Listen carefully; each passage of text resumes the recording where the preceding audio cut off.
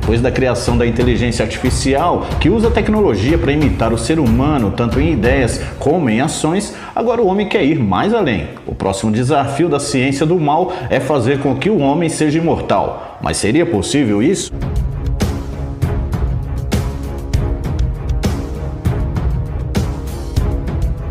Estamos vivendo em um tempo em que as profecias relacionadas ao avanço do conhecimento e da ciência seriam aumentados. Porém, nem sempre esse avanço é voltado para o bem.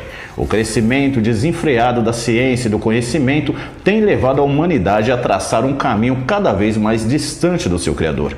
O homem, muitas vezes movido pela ganância e sede de poder, tem mergulhado no seu próprio ego e se aprofundado naquilo que com certeza o Eterno não lhe deu permissão, e por isso as consequências podem ser desastrosas. Por longos anos, o homem ele tem sonhado em ser imortal, não como as escrituras prometem, tendo vida eterna no céu, mas com a imortalidade da carne. O que antes parecia impossível, cada vez mais está ganhando forma.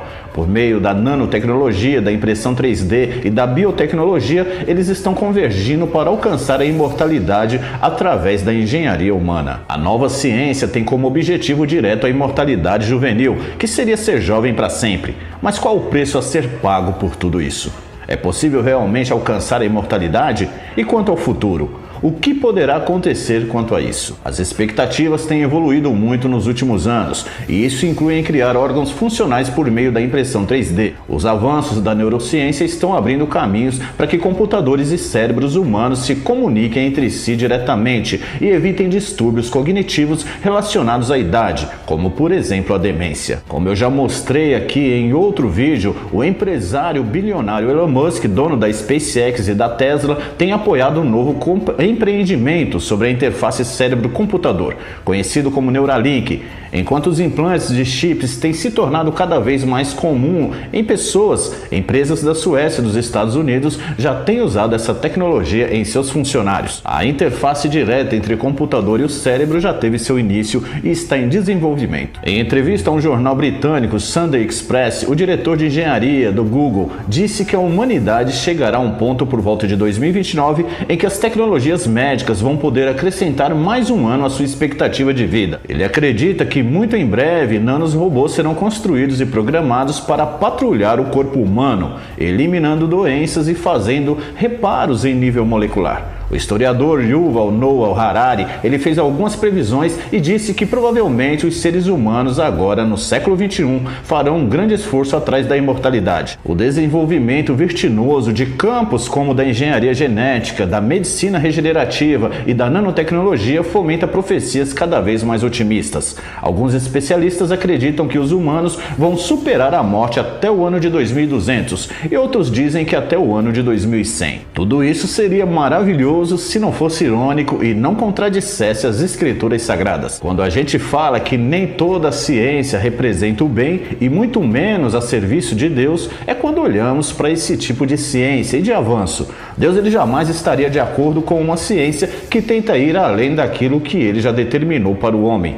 Toda a ciência e tecnologia que tenta quebrar as barreiras e os limites que o Eterno designou ao homem, com certeza nasce de uma inspiração contrária à vontade de Deus. É fácil observar nisso tudo que o verdadeiro objetivo em todo esse avanço é afastar por completo o homem de Deus, a criatura do seu Criador. Segundo Harari, quanto mais as pessoas avançarem em direção à imortalidade criada pelo homem, menos elas precisarão da crença em um Deus sobrenatural. Ele também afirma que a humanidade ela está se preparando para transformar as forças incompreensíveis e incontroláveis da natureza em desafios gerenciáveis pelo homem. Segundo ele, não precisaremos orar a nenhum Deus ou santo para resgatar o homem. Ele vai mais longe. Ele ainda afirma que, como parte dessa transformação, o grande projeto da humanidade será adquirir os poderes de criação e destruição.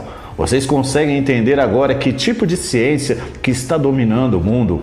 É essa, a ciência do mal, aquela que eu já falei várias vezes aqui, que o diabo ofereceu ao casal no Jardim do Éden.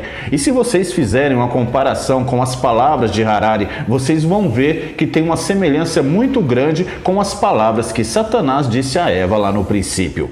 Em outras palavras, aquele quis dizer que o grande projeto da humanidade será adquirir os poderes da criação e destruição, ou seja, é o homem querendo se transformar em um Deus.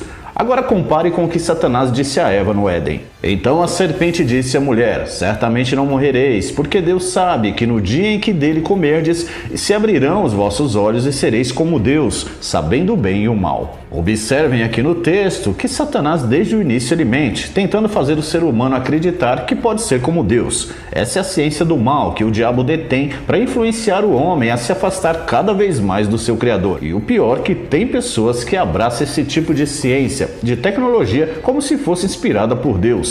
É uma tremenda blasfêmia achar que o ser humano pode obter os poderes que pertencem unicamente ao eterno Deus. Mas o que as escrituras sagradas revelam acerca disso? Como encarar esse tipo de avanço tecnológico e científico pela ótica das escrituras sagradas? As escrituras revelam que essa não é a primeira vez que a humanidade se prepara para se envolver em coisas que parece que vão dar-lhe poderes divinos. Lembram da Torre de Babel? Naquela época, muitas pessoas se uniram em prol de uma grande conquista tecnológica da época, que era alcançar o céu. Os homens da época, movidos pela ganância, eles diziam da mesma forma, com a mesma soberba que eles dizem hoje, e disseram: eia, edifiquemos nós uma cidade, uma torre cujo cume toque nos céus, e façamos-nos um nome para que não sejamos espalhados sobre a face de toda a terra. Mas o que Deus fez? Ele confundiu a língua do homem para que um não entendesse a língua do outro, e assim eles não iriam conseguir os seus objetivos. Eia, desçamos e confundamos ali a sua língua,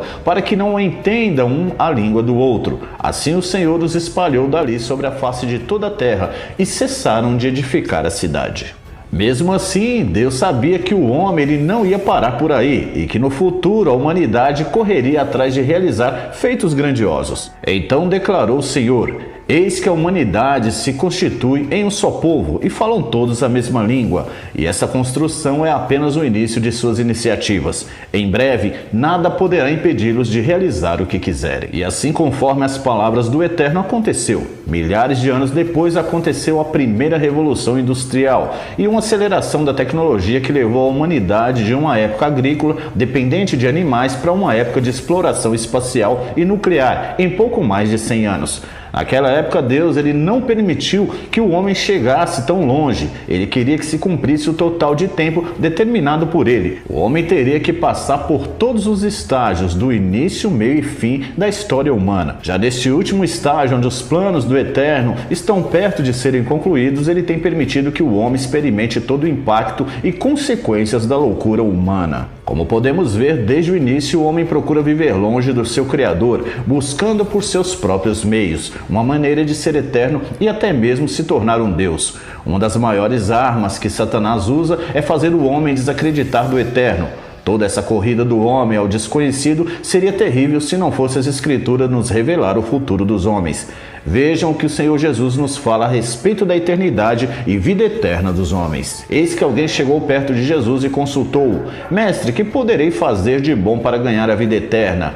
Questionou Jesus: por que me perguntas a respeito do que é bom? Há somente um que é bom. Se queres entrar na vida eterna, obedeça aos mandamentos. Porque Deus amou o mundo de tal maneira que deu seu Filho unigênito, para que todo aquele que nele crê não pereça, mas tenha a vida eterna. Só existe uma pessoa capaz de dar a imortalidade, que é a vida eterna aos homens, e essa pessoa se chama Jesus Cristo. Somente nele a humanidade pode se salvar e viver eternamente. Não existe nenhuma passagem nas Escrituras que mostra que o homem alcançaria a imortalidade por outros meios que não fosse através do Senhor Jesus. Então Jesus os advertiu: em verdade vos afirmo, se não comerdes a carne do Filho do Homem, não beberdes o seu sangue, não tereis a vida dentro de vós. Todo aquele que comer a minha carne e beber o meu sangue tem vida eterna, e eu o ressuscitarei no último dia. Podemos entender até aqui que quanto mais a criatura se afasta do seu Criador, mais ela se torna refém de si mesma. Deus está no controle de tudo. Ele está no controle do céu e da terra. Ele está no controle do mundo material e também espiritual. E não tem nada no céu ou na terra que não esteja sob o poder de Deus. Esse é o vídeo de hoje. Que Deus abençoe a sua vida e até o próximo vídeo.